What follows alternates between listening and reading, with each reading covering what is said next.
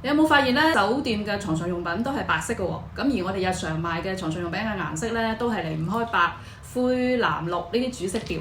原來床品嘅顏色係會影響到我哋嘅氣質同埋心情嘅。比如藍色會能夠讓人感到鎮靜，緩解焦慮；綠色可以令人放鬆，營造到一種好寧靜嘅氛圍。所以適合嘅顏色能夠促進良好嘅睡眠同埋舒適感。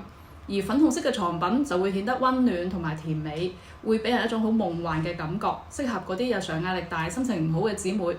但係深色嘅系列，比如黑色啊、深棕色啊、棗紅色呢啲，就會俾人一種壓抑嘅感覺，潛意識會引發一啲壓力，令到情緒變差。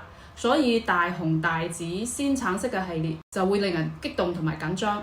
而我哋嘅床品嘅顏色嘅選擇就要避開呢啲啦，因為呢啲顏色會令到我哋心跳加速、精神緊張，無法好平靜咁樣進入夢鄉。所以除非係新婚嘅婚房喺新婚期間去使用呢啲大紅大紫嘅顏色，平時咧呢啲紅紅火火嘅顏色最好就避免使用啦。更重要嘅一個點咧，就係你唔知道床品嘅位置係咪合適用紅色，萬一係2同5嘅話咧，咁就麻煩啦。快啲嚟睇下你嘅床單嘅顏色有冇選啱喎，一齊瞓個好覺啦！記得點讚關注哦。